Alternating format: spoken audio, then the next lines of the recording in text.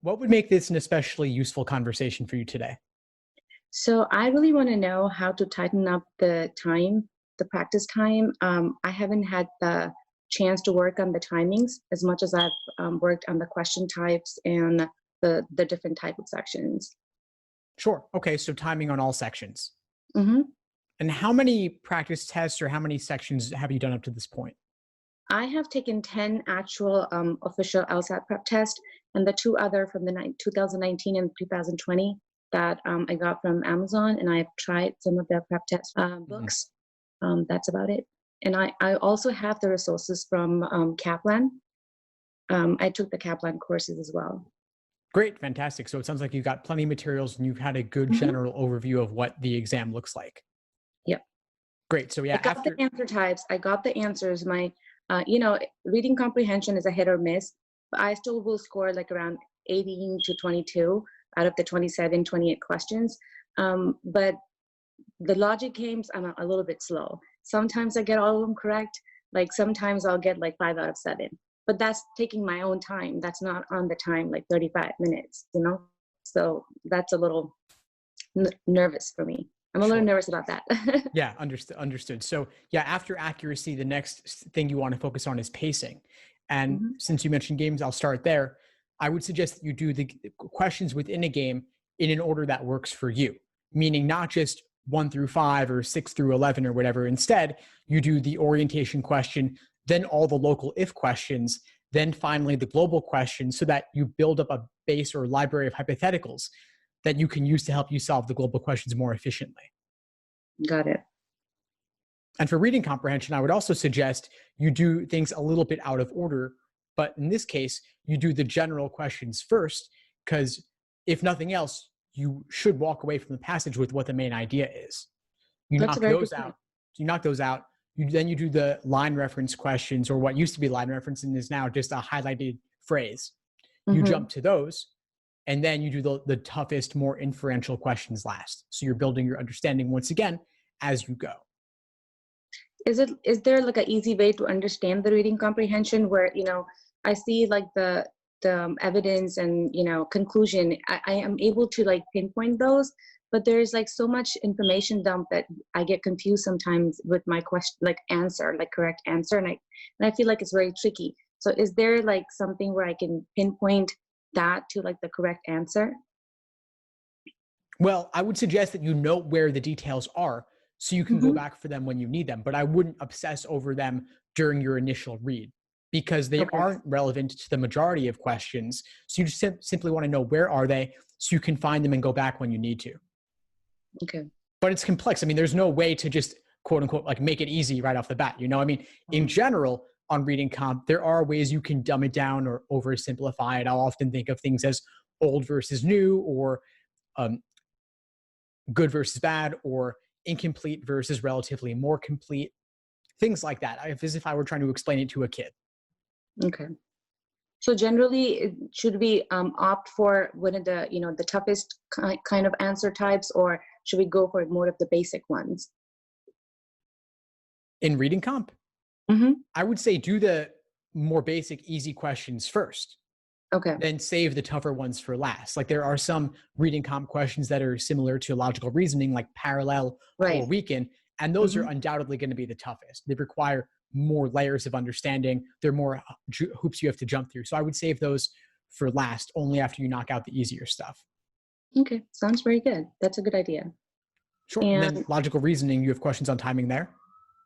yes, logical reasoning I'm able to do it in time. It's just the reading comprehension and the logical games is where I'm lacking a little bit with time. Okay. Okay. You sound like you had another question. What else you got for me? I was gonna ask you like if you have any other tips since I'm trying to take the November test. So anything that I should do like in the next 10 days before the exam. Yeah, sure. What does your plan right now look like? I'm trying to focus at least 2-3 hours or 3 to 5 hours a day on just taking tests and kind of doing like revisions where I'm not like 100%.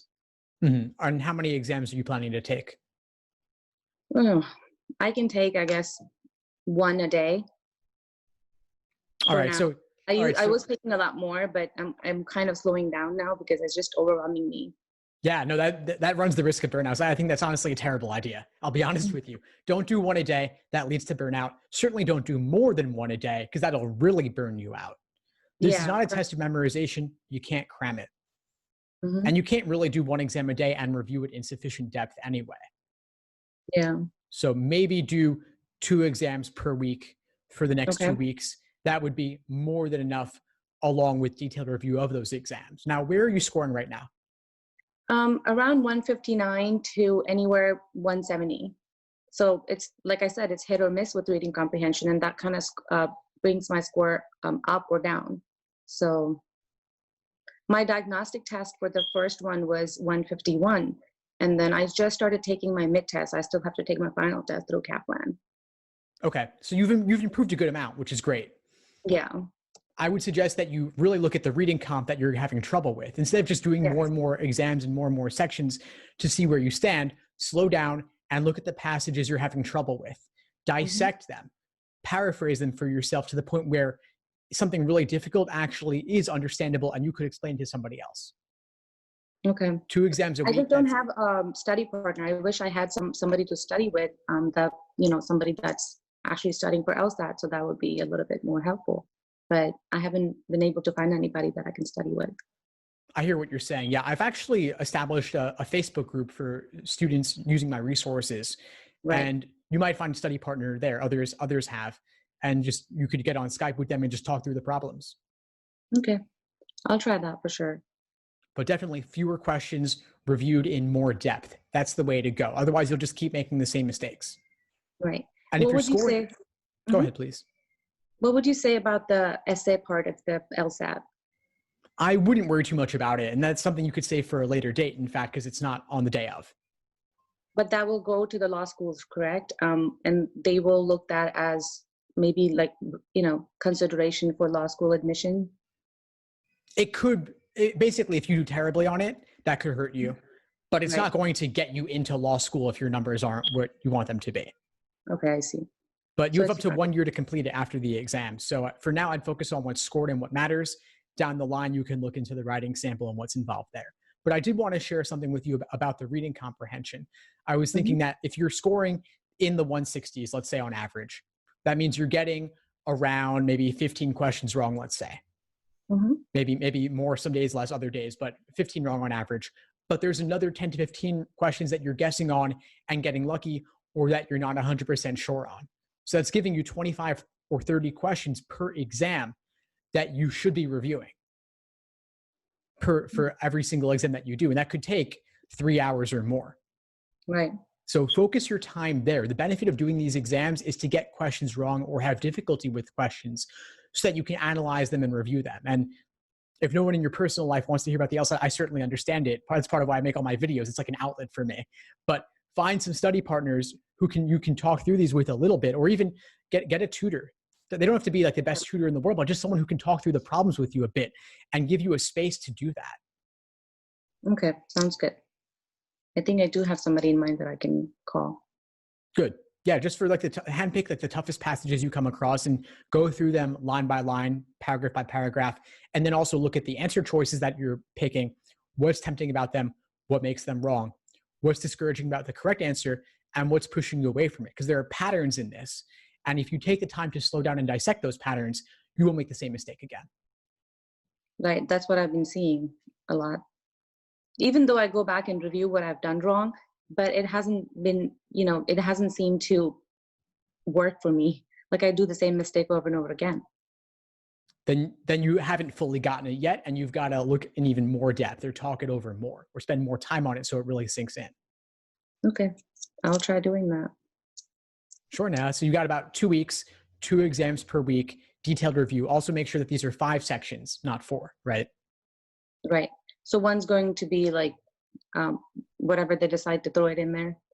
It could be anything, could be games, could be reasoning, could be reading comp. And so also I'd suggest practice your worst nightmare, whatever it is. If it's 2 games back to back or 2 reading comps back to back, just do it now so you won't have to do it for the first time on test day.